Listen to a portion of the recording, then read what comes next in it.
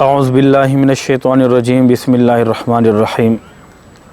حاضرین و سامعین السلام علیکم ورحمۃ اللہ وبرکاتہ۔ رب اشرح لی صدری ویسر لی امری واحلل عقدۃ من لسانی یفقہوا قولی۔ سب سے پہلے میں سمعیز نیوز کا مشکور ہوں جنہوں نے اپنے اسٹوڈیو میں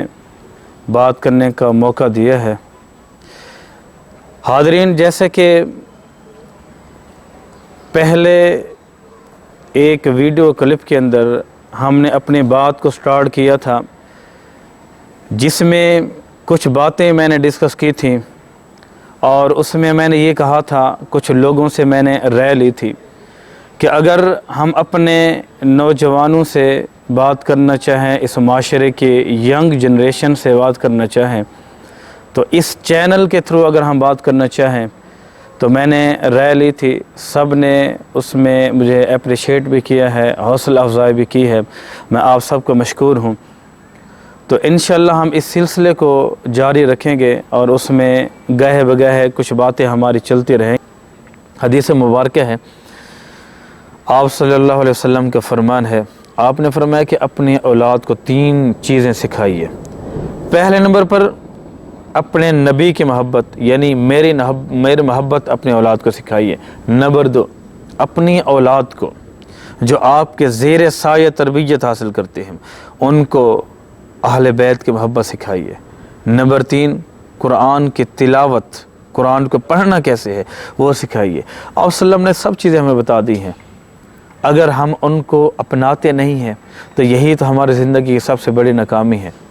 ہمارا بچہ ہوتا ہے، ایک نوجوان ہے، وہ اپنے گھر میں ہی گروتھ پا کر ایک تربیت حاصل کر کے آگے نکلتا ہے، معاشرے میں جاتا ہے، اداروں میں جاتا ہے، وہ جاب کرتا ہے، وہ بزنس کرتا ہے، وہ لوگوں سے کمیونیکیشن کرتا ہے، یہ سب معاملات چلتے ہیں، لیکن سب سے پہلی سیڑھی، سب سے پہلا تعلق وہ انسان کا گھر ہے۔ دنیا کا کوئی بھی ایسا والدین کا رشتہ نہیں ہے جو یہ چاہیں کہ ہماری اولاد بگڑ جائے یا ہماری اولاد دنیا کے معاملات میں فلاپ ہو جائے، دنیا کے نظام میں ختم ہو جائے۔ تمام دنیا کے والدین اپنی اولاد کو دنیا کے ہر فیلڈ میں کامیاب ہونا دیکھنا چاہتے ہیں، دنیا کے ہر فیلڈ میں ٹاپ پر دیکھنا چاہتے ہیں، دنیا کے ہر فیلڈ میں آگے بڑھتا ہوا دیکھنا چاہتے ہیں۔ یہ دنیا کے ہر والد کی، دنیا کے ہر ماں کی یہ خواہش ہوتی ہے اپنے بچے کے بارے میں، اپنے بیٹے کے بارے میں، اپنے بیٹے کے بارے میں۔ تو سب سے پہلے وہ کامیابی ہمارے پاس کیسے آ سکتی ہے، اس میں سے ایک چیز کو آج میں ڈسکس کرنا چاہوں گا کہ ہم اپنے ان بچوں کو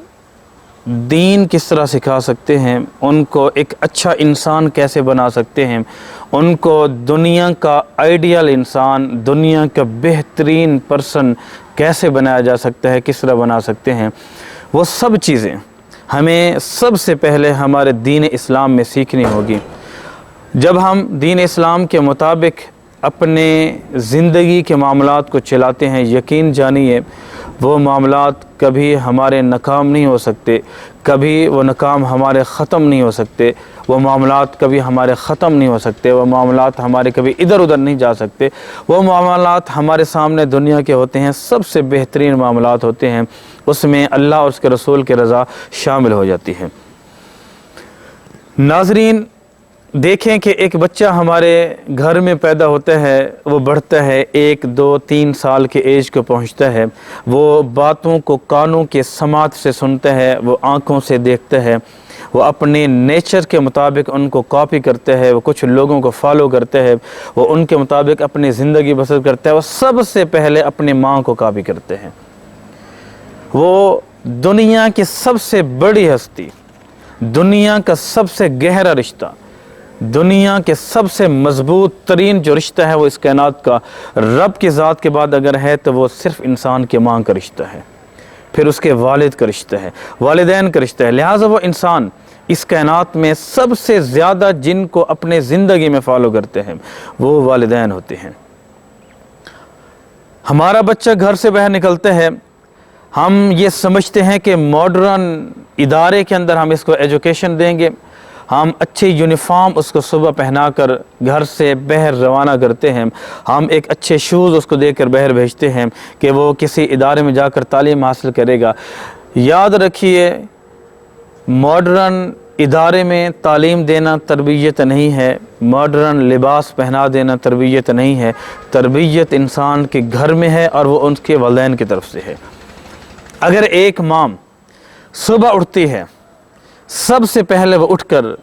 اللہ کے بارگاہ میں سر سجود ہوتی ہے، جھک جاتی ہے، عبادت کرتی ہے، وہ بچہ اپنے ماں کی اس عادت کو دیکھتا ہے، وہ اس کو کاپی کرتا ہے، اس کو فالو کرتے ہیں۔ وہ سمجھتا ہے کہ میں جب اٹھوں گا، میری ماں اگر جا کر سب سے پہلے نماز کو ادا کرتی ہے، وہ بھی اپنے رب کے سامنے سجدہ سر سجود ہو جائے گا، اپنے پیشانی کو جھکا دے گا۔ اگر وہ صبح اپنے والد کو دیکھتا ہے، وہ اٹھتے ہیں، صبح نماز کو ادا کرتے ہیں، اور وہ نماز کے بعد قرآن کی تلاوت کو کرتے ہیں، وہ اپنے معاملات کو سمجھتے ہیں، وہ وہیں سے اپنے زندگی کو بدلنے کا ایک تجربہ رکھتے ہیں اور اس کو بدلنے کی کوشش کرتے ہیں، اور ایک جذبہ رکھتے ہیں کہ میں نے اپنی زندگی کو بدلنا ہے، میں نے اپنی زندگی کو ان کے مطابق چلانا ہے، ان کے مطابق میں نے اپنی زندگی کو بسر کرنا ہے، کیونکہ اس کے سامنے،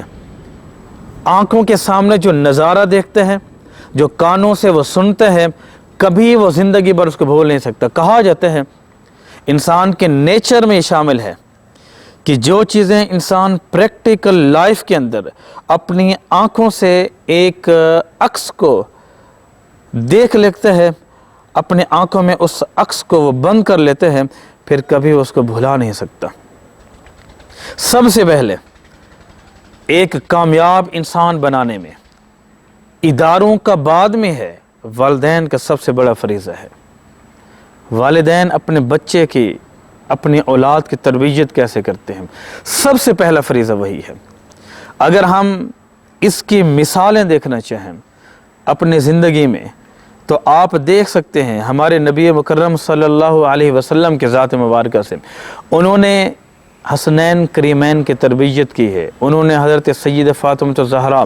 رضی اللہ تعالی عنہ کی تربیت کی ہے۔ جب وہ آپ سجدہ کی حالت میں جاتے ہیں، وہ بچے آ کر آپ کی پیٹھ پر سوار ہو جاتے ہیں،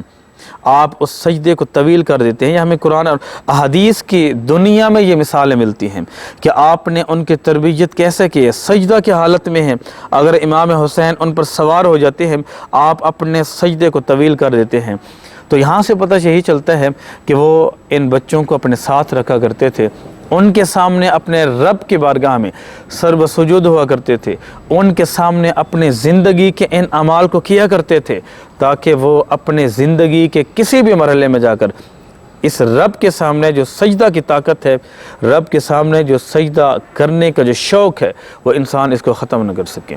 پھر آپ دیکھیں، آپ کی جو بیٹی ہے، لخت جگر ہے، حضرت سید فاطمہ الزہرا رضی اللہ تعالی عنہ کی ذات ہے، ان کی تربیت دیکھیں، آپ صلی اللہ علیہ وسلم نے ان کی تربیت کی ہے۔ زندگی کے ہر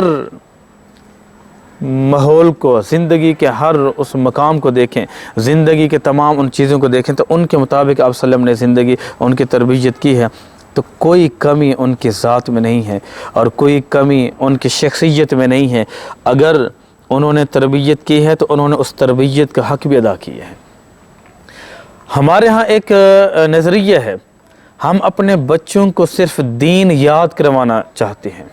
ہم ان کو پہلا کلمہ، دوسرا کلمہ، تیسرا کلمہ، چوتھا کلمہ یاد کروانا چاہتے ہیں، ہم ان کو نماز یاد کروانا چاہتے ہیں، ہم ان کو جو آپ صلی اللہ علیہ وسلم کی احادیث ہے ان کو یاد کروانا چاہتے ہیں، لیکن پریکٹیکل لائف کے اندر ہم اپنے بچوں سے کبھی مطالبہ نہیں کرتے، ڈیمانڈ نہیں کرتے کہ ہم آپ کے زندگی میں بھی ان کو دیکھنا چاہتے ہیں۔ یہ ہمارا سب سے بڑا المیہ ہے۔